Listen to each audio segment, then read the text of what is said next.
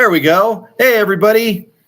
Welcome to the Texas Toast weekly live chat on Thursday. For those of you who just watched Flipside's weekly live chat, what the fact? Thanks for stopping by here. Presumably on your way over to Dylan's channel to watch his thing right after us. All of a sudden, I have a lot of spit in my mouth. You may notice that Matt is not here tonight. That's because he's home with some sort of bug. Let's just say that. We were at the Archtop Festival all weekend, and he took Monday off and called me up Tuesday morning and said, I'm feeling poorly. I'm not going to come in. So you get me. Look at me. I am the captain now. I am the captain. Also, I said, I'll do a live stream tonight. Do you think Jim will want to do it? And it turns out Jim Jam Jimmy is camping. So even if he did want to do it, he can't do it. Oh, I forgot my notes. Hang on a second. Talk amongst yourselves.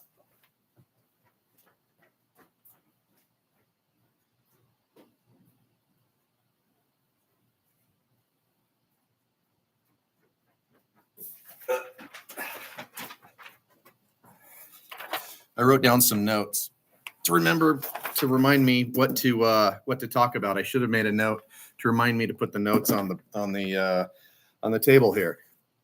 So Matt is out sick. He says he's feeling better. He might be in tomorrow because I'm not going to be here. I'm going to go up into the mountains with some friends and maybe ride some mountain bikes. Maybe not. The weather's a little iffy. We'll find out.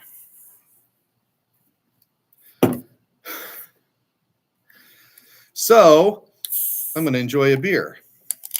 Tonight's beer is the Odyssey Small Batch Fest Beer by Ear Beer. It's of Marzen, but it's a little lighter. So I got a glass, so I'm going to be fancy with it. Oh, it's way lighter. So I'm going to say a lot tonight. I'm going to try not to, but that's usually the way it works. I say a lot. Oh, and I also got a beer for Matt next to his hat and his little toy. I thought that'd come off better. Hey, we got a super chat from Dastardly Dave. Brian, maybe do it. Thank you so much. You guys ask good questions during this thing. So like I said, Matt and I, on Friday, the Rocky Mountain Art Shop Festival was Friday, Saturday, and Sunday. But we had class on Friday, and Matt went in and set up, and then he was bouncing back and forth between here and there. Joy and Jim Jam Jimmy ran the booth while Matt, on Friday, and I was here doing classes. And then Saturday and Sunday, Matt and I manned the booth. And we'll talk more about that later on. Both Matt and I have some things that we want to talk about, but we also want to do it together. I don't want to spoil a bunch of it here tonight. So we'll do that. Probably we'll do that next Thursday. We'll talk about the Rocky Mountain Archtop Festival. You guys can probably wait that long. It was cool. It was fun. It was long. The cookies were good. The brownies were not. That's all I'm going to say right now. Okay? Don't make me say more. So what am I up to this week? All by myself. More of the same. We had a lot of guitars that are ready for assembly, so I did a lot of fret work. That's the first step. Put a lot of nuts on. Finished up some guitars from the September class that we didn't quite get finished. As you know, we usually build a guitar along with the students in the class, but we don't always get them completely finished. We'll show them off, like that. But that guitar wasn't wired, and the one next to it wasn't wired either for those two reveals. Because on Friday, when we get to wiring, I'll show a little bit of it, but I ultimately just didn't keep up with the class. So we just sort of stick them together, and then I'll wire them up and adjust them all later. So I did some of that, did a lot of fret work, did a lot of stuff, made a fretboard for Andy the Saint. Just just more of the normal stuff. And speaking of the September classes, they were awesome. It was a build your own PRS style class. We did 2 of them in a row, which, while fun, was really, really hard towards the end. And then we strapped on the Rocky Mountain Archtop Festival. So it felt like 16 or 17 days straight, even though I had a day off in the middle there somewhere. But it was a long, hard grind, let me tell you. But it was really, really fun. Everybody made really cool guitars. Lots of fun going on, behind the scenes during classes. Guys, the first class was full of people that we knew and full of people that knew each other. Second class, not so much. We had some new people, had some returning people, but it was really great. Brian Duncan participated in the second class. He was here a little bit for the first class. I probably should have tried to talk him into doing this with me tonight, but yeah, just really, really fun. Now, 2 classes in a row, bad idea? Maybe not the best idea. Can we just go with that? But, ultimately, not a bad idea. It was interesting because, we'll do the same class again at some point, but this time we did the same exact class. We've done classes back to back before, but they were 2 different classes. This time it was the exact same class, so we got to take all the things that we learned from the first one, and we had a few missteps in that class. We got to apply them to the second one, which ultimately worked out a little bit better. We had a little bit more time for setup for guys that were in the first class. We didn't get to do as much setup as we normally like to do. And a couple of little snafus, with new classes and things like that. But I think both classes went really, really well. So good idea, bad idea? Maybe just, neither. Maybe just a lot of work. What did we learn? These are questions I'm assuming you guys are asking me. What did we learn? That I think for me, that a PRS is a much more difficult guitar to build than a Telecaster or even a Stratocaster, just because there's so much more sanding. That arch top, that carved top is a lot harder to sand, whether it's raw wood or sealer or whatever. It's a lot harder to sand. It takes a lot longer, probably 2 or 3 times longer than it takes to sand a regular flat top Tele or even a Stratocaster with a few contours. It's a lot more work. What else did I learn? You need to give guitars time to glue when you're gluing in necks. Yeah, you need to schedule things just right to get necks glued in, so you can take an hour, 2-hour break, something like that, and do some other stuff. I also learned that I think PRSs are pretty cool. I've never really done that much with a PRS guitar, and I think the shape's cool, and I like some of the features that these had, and I thought they were fun guitars. So I'm going to see if I can run the computer here. I'll bet you I can't. Oh, wait. Hey, look at that. I could just use this finger. So getting lots of super chats. Thank you all very much. Hope everybody's doing well. I'm going to talk for a little bit, and then we'll get to questions. So if you've asked a question, maybe just put in a bunch of question marks and ask it again. I've got a couple more points. Oh, I wanted to talk about upcoming classes. The next classes for October, we have a Strat class that's planned, and we have an amp class that's planned. And I hope I'm not, saying too much here, Matt, but I think there's nobody signed up for the Strat class as of now, and I think we are going to pretty much cancel that class unless a bunch of people sign up within the next couple of days, because frankly, it's getting too late to order all the stuff that we need to get to do that class. But the amp class, the 5E3 Tweed Deluxe amp building class, is almost sold out. I believe as of right now, we have 5 people signed up for that class, not including Well, yeah, 5 people signed up for it. A bunch of returning guys. Should be really, really fun. And then that's October. And then in November, then we have the Les Paul class. And you can find all of this stuff on texastoastguitars.com under 5280 Lutherie in the class area. We have a build your own Les Paul class, and that's a 5-day class. I should have looked up dates, but didn't. And then after that, we have a build a 45-watt Marshall Plexi class. That's pretty cool. And we have people signed up for both of those. So I think those will definitely happen one way or the other.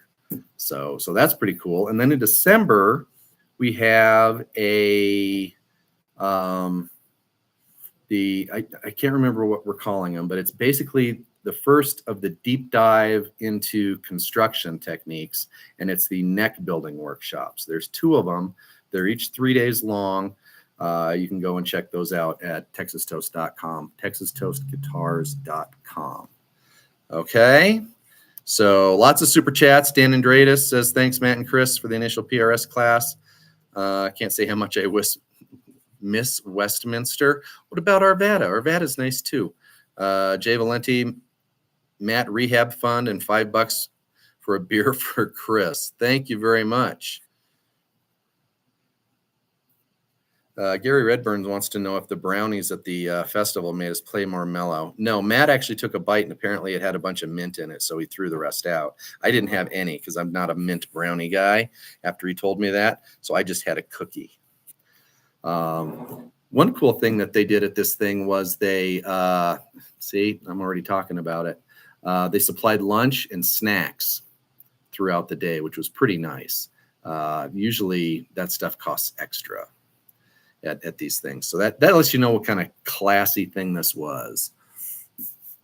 So, hey, I've killed a whopping 12 minutes. Let's get on to some questions.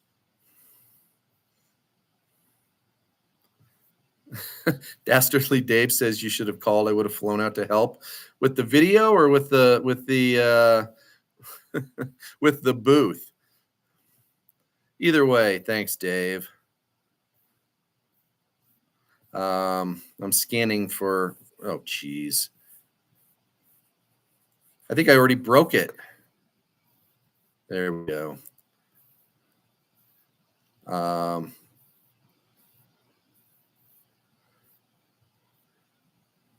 Uh-oh, dead air. Matt hates dead air. Nobody's going to want to listen to this later. Okay, here we go. Sean Joint, who says, hey, Chris, I have light spots and heavy spots on my finish. Can I sand back to equal level and respray? Yes, you can. It depends on what type of finish you're using. And tell me more about these light spots and heavy spots. Are they runs? Are they just heavy spots? Yeah, you can probably just scuff it back and apply more finish. That's what I would do. Yeah, you can hear me because I'm talking loud because I'm the captain now. Black Dog Sheep says he's looking forward to the LP Plexi classes. Are you taking both classes, Black Dog Sheep, Zed? That would be really cool. And you'd be the first person to do that. Take them both. That was kind of the idea of these, is we were looking for something else. It's like a value adder at the end of the week, right? There you go. Thank you. Greg B wants to know if the PRS build, is it more work than the Les Paul or about the same? I would say it's not more work. It might be slightly less work. The carve is easier to sand. There's not quite as much stuff to do as far as tail pieces and adjustments and things like that. I think the Les Paul classes is slightly easier. Who are we guessing for Paul Revere here? Man, I am terrible at this.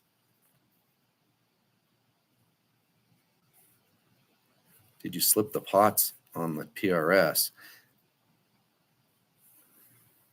Oh, okay. So Doc Siltonen has a question. Any advice to change the full gloss UV cured finish to make it closer to a 73 appearance? So what Doc is asking is, can you take a either UV clear gloss finish or a catalyzed 2K gloss finish and scuff it back to make it more matte? Yes, you can. That's Mike Learn's favorite way to do matte finishes.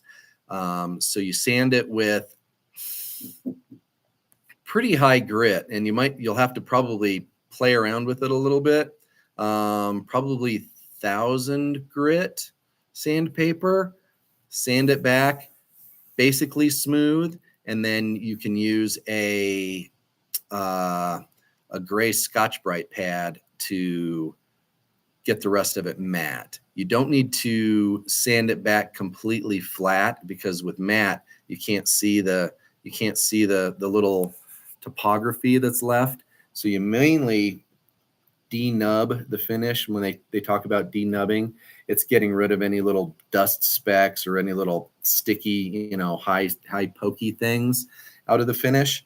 So you don't have to sand it completely flat like you were going to buff it to a high sheen.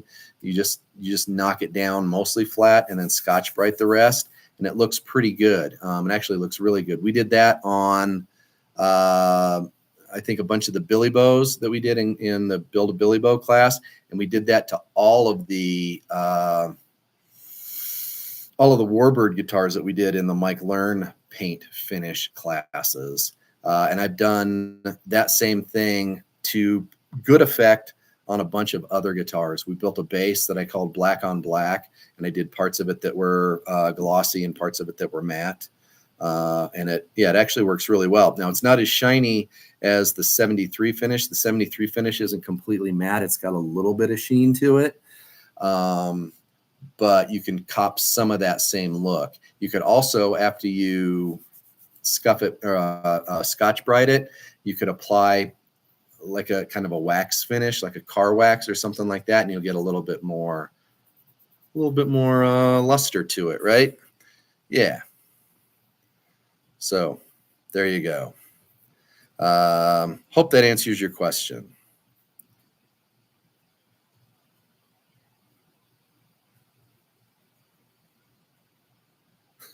Lori Court wants to know, what's the best vibrato, roller, nut, or bridge? What? Todd Kisma says 2,000 grit makes a super nice satin finish. Yep. Gray Scotch-Brite. Yep. Yeah. And like I said, you might want to play around with it, and you don't want to start with like 400 grit because you're just going to ruin your paint job. But I would say a minimum 1,000 grit and Scotch-Brite. 2,000 grit, if the finish is really, really smooth, that would work really, really well. Yeah, give it a whirl. Try it out a little bit. Try it in an inconspicuous spot or something like that, and see what you end up with. The nice thing about scuffing it up is if you hate it, you can always just reshoot it. You're practically there. So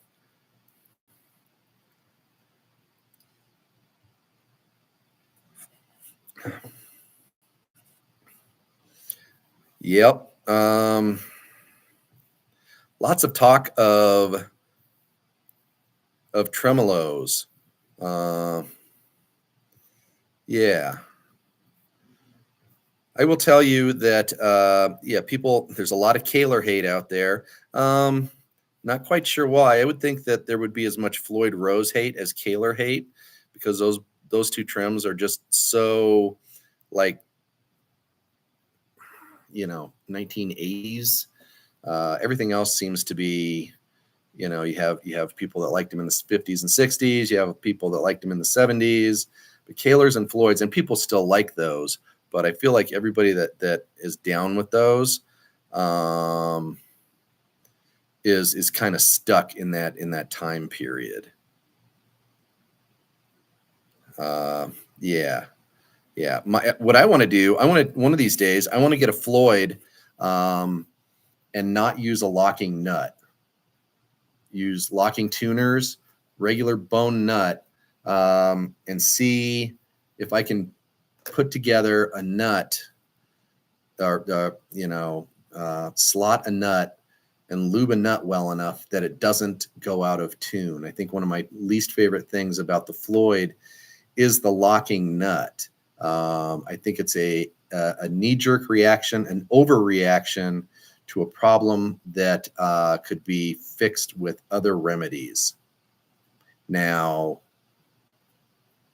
can it? I don't know. I'd like to try though.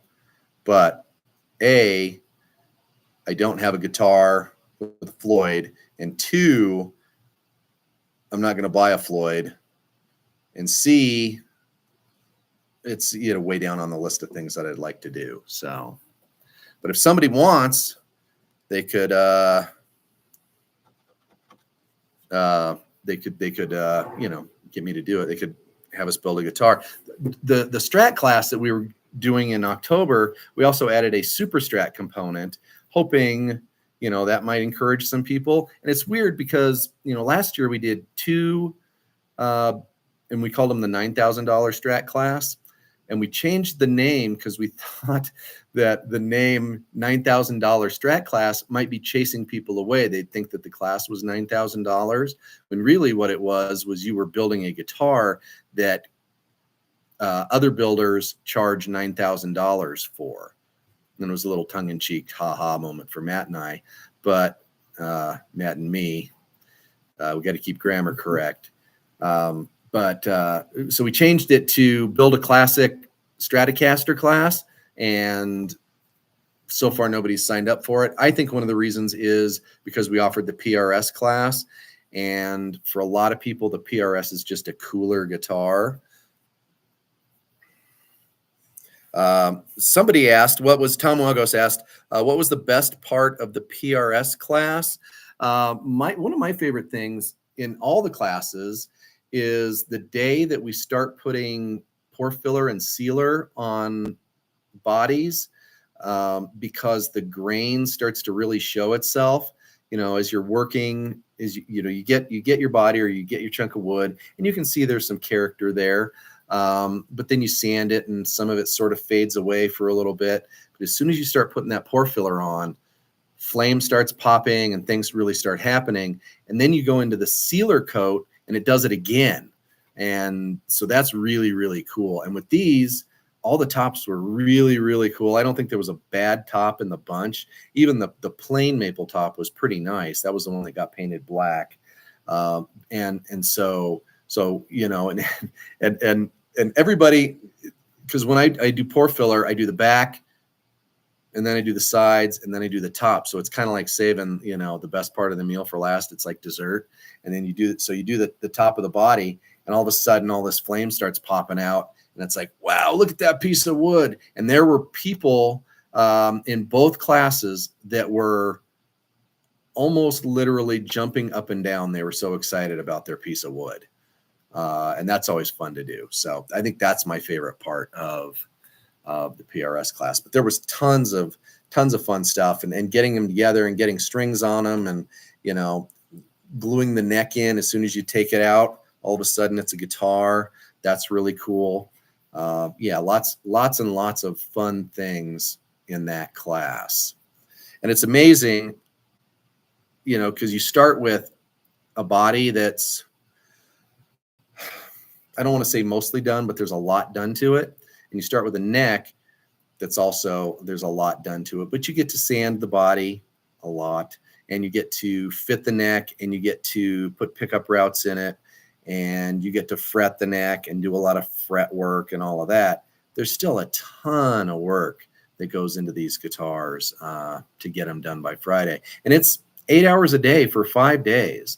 And there's a little bit of downtime in between, 5-10 minutes here and there, while somebody else is finishing up, or you're waiting for, whatever. But it's pretty much all hands on deck, and guys get wiped out doing it. They're like, by Thursday, they're tired. By Wednesday, they're tired. Sometimes by the Monday, they're tired. They'll go and, come back the next day, and they'll go, man, I went to my hotel room or my Airbnb and I went to bed.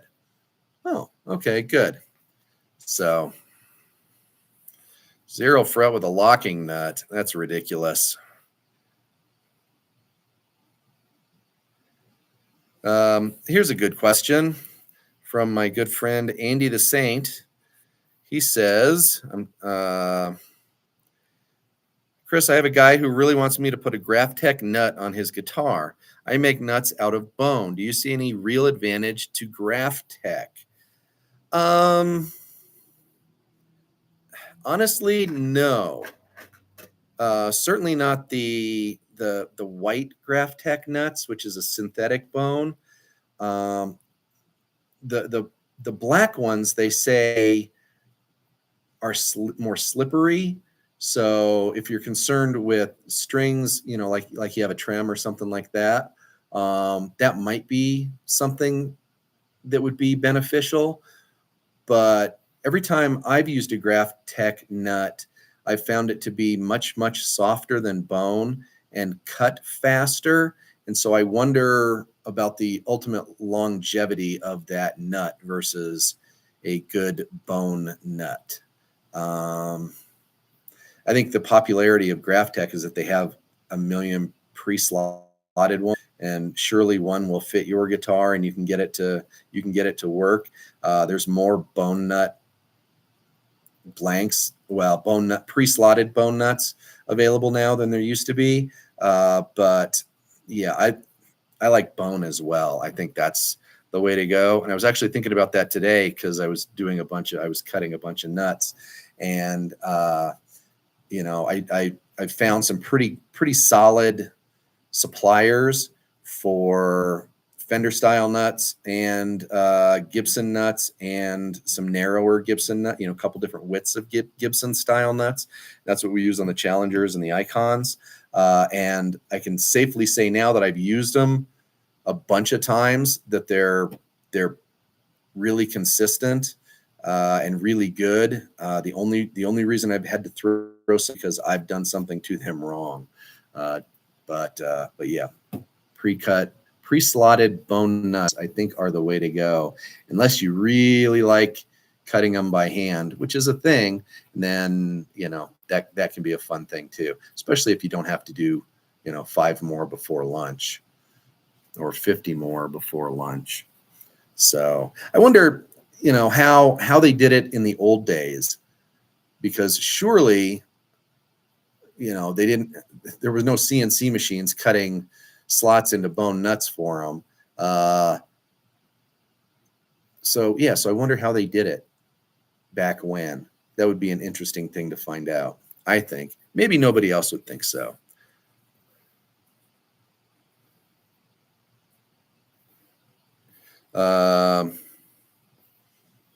There's talk of Bigsby's. I am not I love the way the Bigsby looks. I think it's, super gee whiz and neat. Boy, it sure doesn't, it just doesn't move enough for me at this point. I'm sure in 1950, that thing was pretty rad, but anymore, it's like you put it on there because it looks really cool, I think. Daryl Hazelwood says, I've heard of a rocking or a non-rocking bridge for a Jazz Master. What's the difference? What is best? Okay, so on the original Jazz Master, the idea was that the bridge would rock back and forth, front to back, in some thimbles. And the way that you would set it up is you would put the string, you'd put that bridge, you can move it back and forth, but under string tension, you would set it in the middle. And then as you press the tremolo or you pulled up on the tremolo, it would rock back. Your nut is here, your trem's there, you're pushing down on it. It would rock back and forth like this.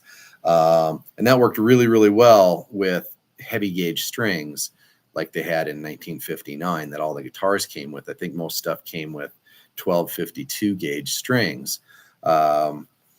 They also came with a shim, so there was a fair amount of break angle over that bridge. And the strings wouldn't slide across the bridge. They would just rock with it, and that worked pretty well. But if you push too far, then the strings could slide, and then it would come up It would grab that bridge, and it would throw it all out of whack and all out of tune.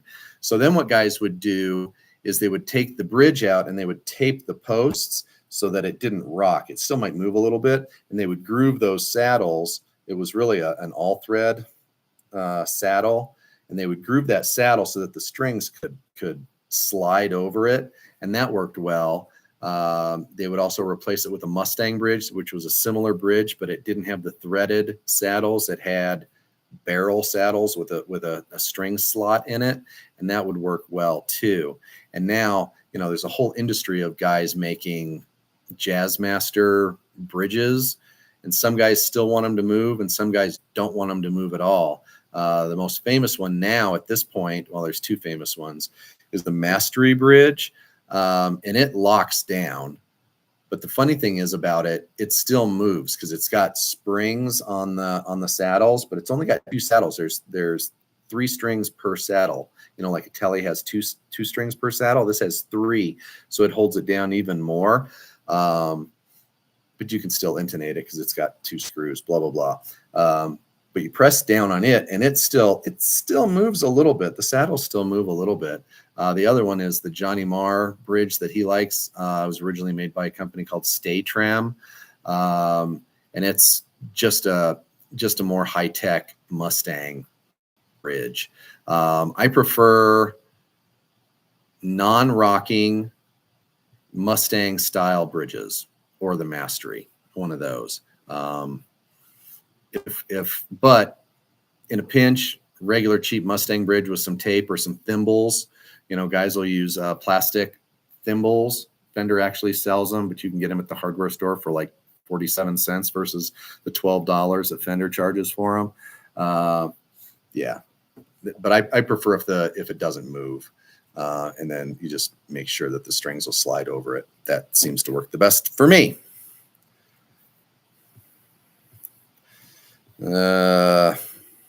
Sed's talking about lube.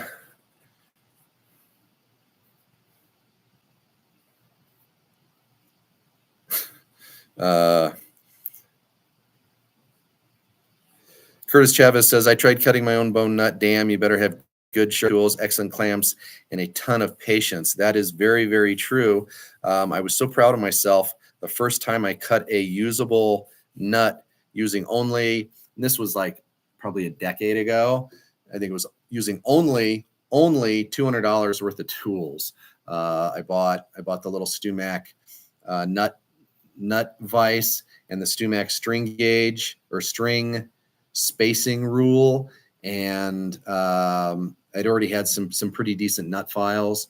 And it takes lots of patience, and even when you think you're getting good at it, you can still mess it up. And part of the deal is, because it's one thing.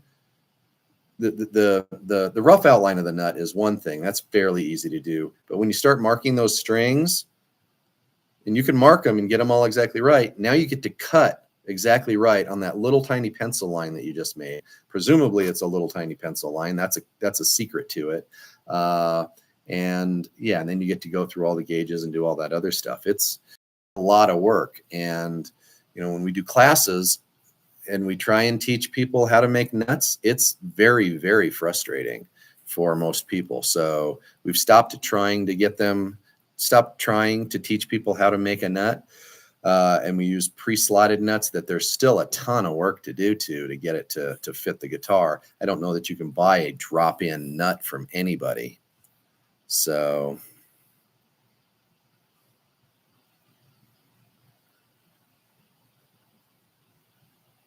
yeah.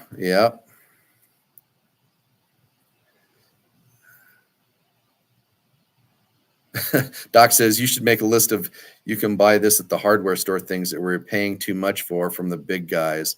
I don't know that there's that many things that are like that. I can tell you one thing that I used to think was a real thing was screws for Fenders should come from Fender, like neck screws and pickguard screws and things like that. And then you find out oh, well, these are all just stainless steel machine screws. I can probably source those at the hardware store or on eBay or, you know, almost any place like that. But I used to really, really worry about that stuff. Like, man, am I using the right screws in this guitar? Is that going to change things?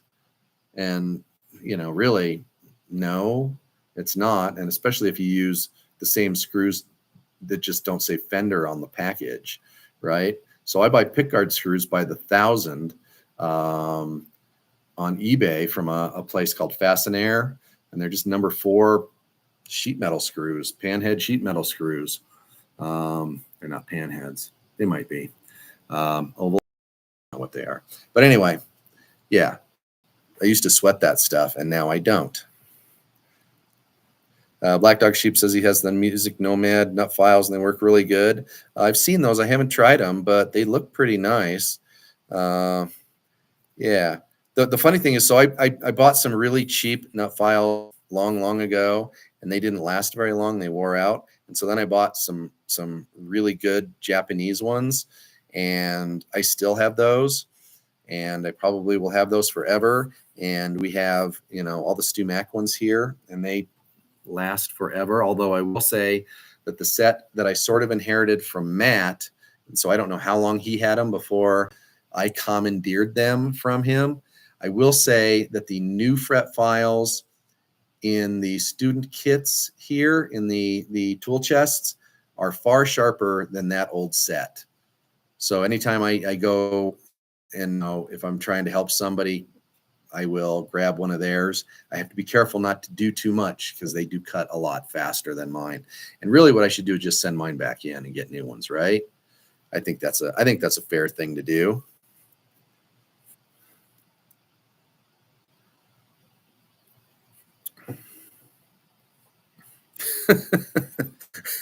Yeah, Matt says we don't have to make a video about wood that you can buy at the hardware store.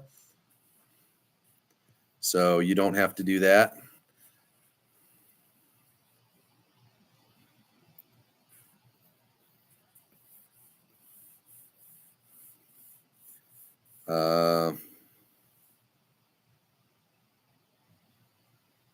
John Joint is asking again about his repair.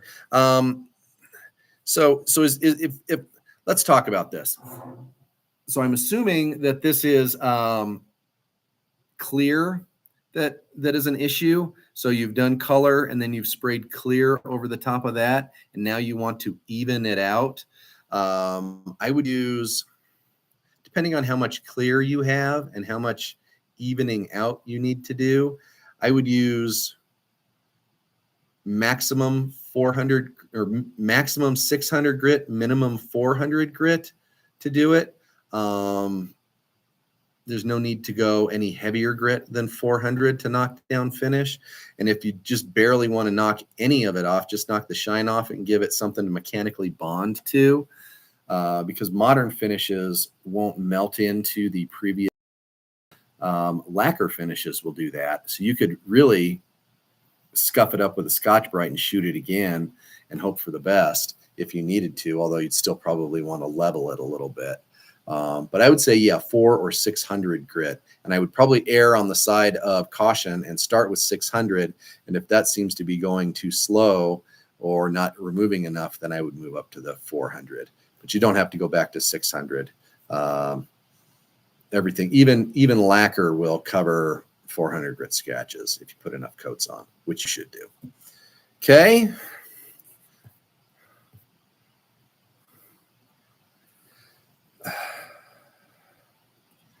Curtis wants to know what's in the glass. It's a fine Odyssey beer. I'm doing a really poor job of drinking this beer too. When Matt's here, I mostly just sit back and drink beer, and then he asks me a question. He can see me sort of dozing off, and then he'll hit me with a zinger, and yeah, and I'll go, what? So yeah, I've done a very, very poor job. This is a much different stream than I'm used to. And I even brought a couple of coolers over with me so I could have a second icy beer. And I brought a backup in case this one wasn't something I liked, but I do like this beer. It's actually getting warm.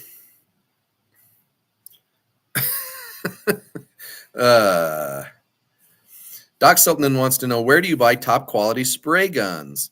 I hate to say it, Doc, but I buy them on the internet from either, first of all, I do a little bit of research and figure out what the spray gun is that I want. And I'll watch YouTube videos for stuff like that.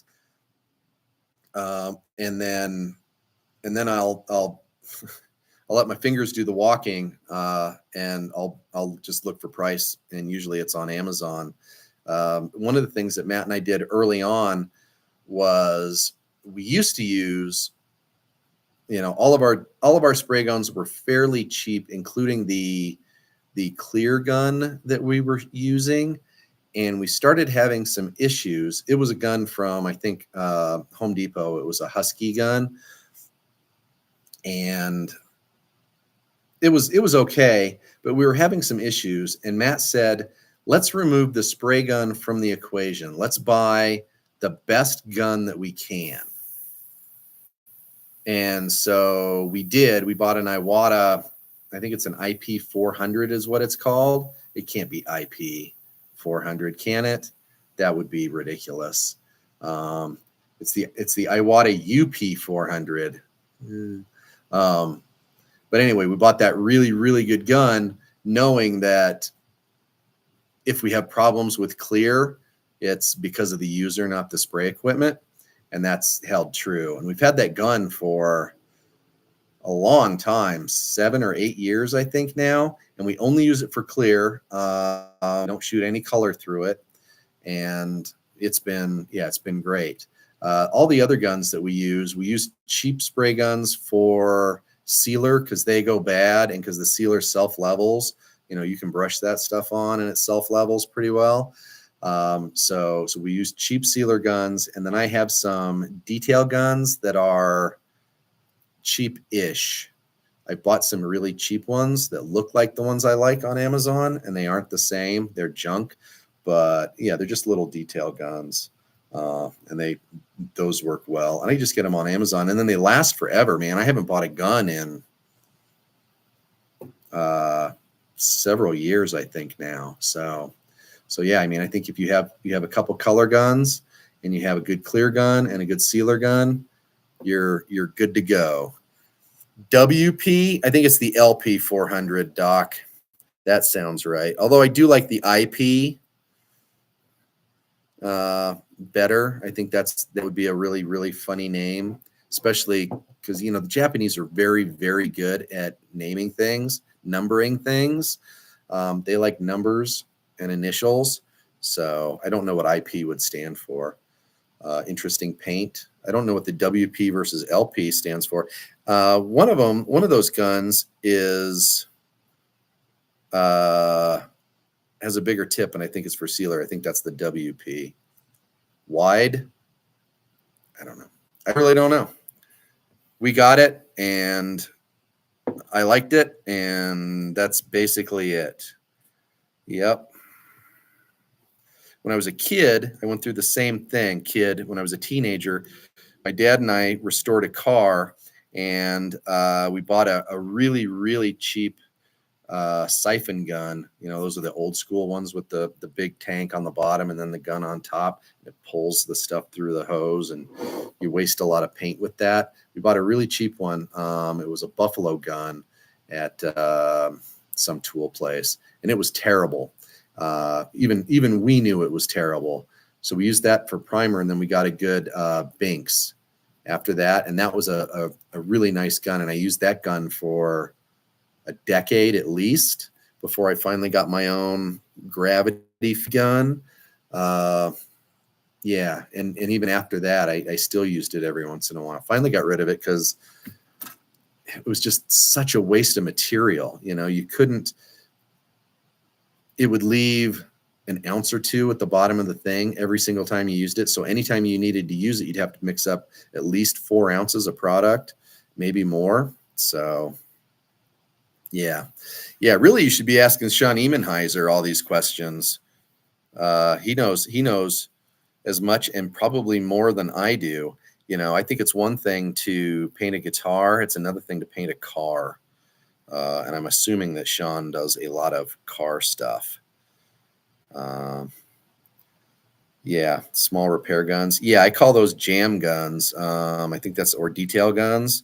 Yeah, those all work really, really well. I never shoot a huge wide pattern. I watch car videos and guys are shooting patterns like that big, which is what you need to do with a car. But I shoot way smaller patterns. Yep. Yeah. Old timers and HVLP guns.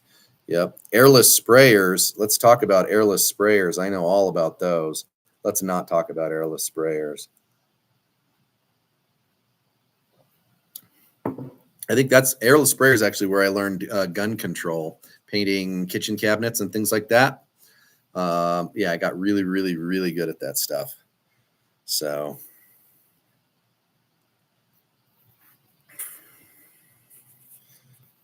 any other good questions? I'm feeling pretty good about this, mainly because we're almost done. Not really, but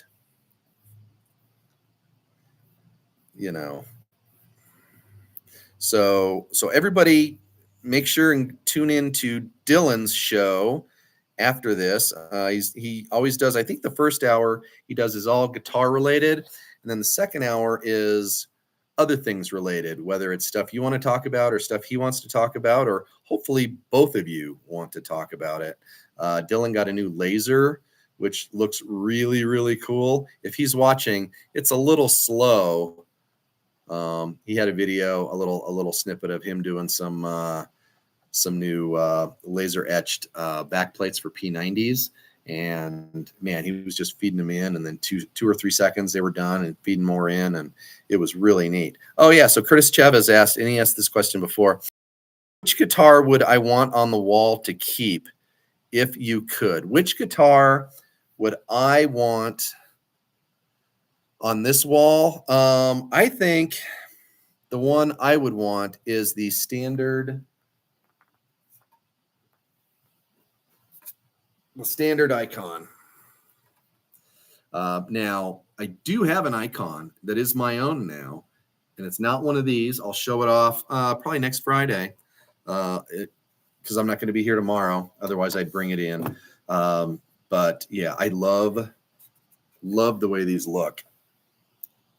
Lots of flame, lots of traditional stuff. Yeah, super fun to play. I like the back. I like this one's, bursty all the way around. I also like the ones that aren't bursty all the way around. But yeah, that's a cool guitar. Someday I will own one of these. Not quite yet, but yeah. Really, if somebody was like, "Hey, Chris, which guitar do you want?" I'd take it. Or do you want that one? I'd take any of them. I like everything's backwards. I like this one. It's got gold hardware on it. I think that's really rad. Yeah, I like the one next to it. The odd man out is the 2x4 guitar. Not because it's not a cool guitar. It's just not as nice as everything else on. I think everybody probably understands that, right? So, yep. Yeah, there's a bunch of cool stuff up there. Yep. Frosted Head says the P90 Sunburst. That one there. That's one that we built in the class last week.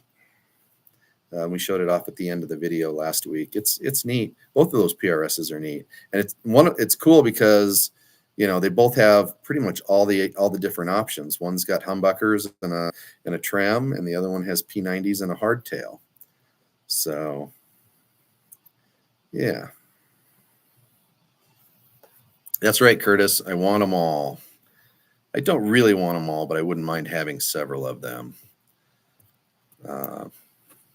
Yeah. Yep. So this one, that one is, that was the one that we took to the Archtop Festival. We took that one. We took the one I showed, that one, and we took we had JJJ's icon there, and we had another one there. So, and then Doug Santinello bought that one right there. Doug bought that one while he was here, so he just couldn't help himself. It was so beautiful, and he said, I want that guitar. I'm going to take it. And we said, well, we need it for the show because we built it for the show. And he said,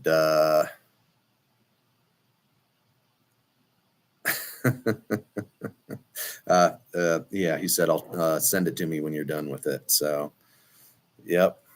Tanning bed. I gave myself a pretty wicked sunburn with the with our UV light. I'll bet you it's more powerful than a tanning bed. My beer's getting warm. This is terrible. Can't believe I got a beer. I thought it was going to be, different than this. Any other questions? This was fun. I hope I don't have to do it again every single week, or maybe even ever again this year. Certainly not this year. So I was like, I should do a live stream. And I thought, man, it's not going to be any good. And I thought, well, it doesn't have to be good. It just has to be, right? We're in the, we do one every week, nearly every week. The only reason we miss one is because of something really, really weird. If I was sick, Matt would do one on his own. He has no problem with that. I should be able to do one on my own too, right? Doc wants to know if there's a reveal tomorrow. I'm not going to be here, so I don't know. I would assume Matt might do something, but I didn't get anything 100% finished that you haven't already seen. Those two, we showed them off last week. They looked 100% finished. They just, the pickups weren't wired. So, yeah. So we'll leave that up to Matt. I'm sure he'll let you know at some point tomorrow. As I said, I'm going up with some friends. Now that the weather's changing and it might be too cold, we decided to go up to the mountains and have a dude's weekend. So, but luckily we'll also probably get stuck in leaf peeping traffic on the way home on Sunday. So that's a good thing. Yeah. Doc wants to know if it has Dylan P90s in that PRS-ish guitar. I don't believe it does. We typically keep the Dylan pickups for people that want the Dylan pickups. Yeah, I'm not sure what the whole story is with that guitar, but I don't believe it has Dylan. I know it doesn't have Dylan pickups in it. Not that we couldn't put them in, not that they wouldn't drop right in, but it does not currently have Dylan pickups in it. Leaf peepers, yep. Yeah, we could put Dylan pickups in that. We have some in stock. That's part of the other thing too is we put a lot of guitars together and you start adding up parts and stuff like that, and the number of pickups that we have at any given time. That's one of the reasons that I try and save the Dylan stuff for people that actually want Dylan pickups. So, yeah. I have a lot of leaves too, Dave, in my yard. They're all starting to come off the tree. That's going to be a good time for me. Starting to turn double D. I don't know what that means, Dan. Dastardly Dave. Oh yeah, his leaves are starting to turn. He's probably, yeah. He's got a lot of trees in his yard too. I've seen it. Well, let's call this thing done. I think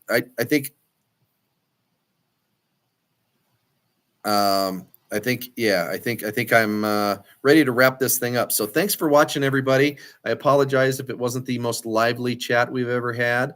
Next week, Matt will be here. I'll be here. We'll talk about the Rocky Mountain Archtop Festival. We'll talk about all sorts of fun stuff. So until next week, keep your stick on the ice. Takes people like you to make people like me. Yeah, I think that's basically it. We'll see you next week. Now I got to work the machine. Well, now it's asking, do I want it to stop? Yeah, I want it to stop. I wanted it to stop when I told it to stop. Just stop.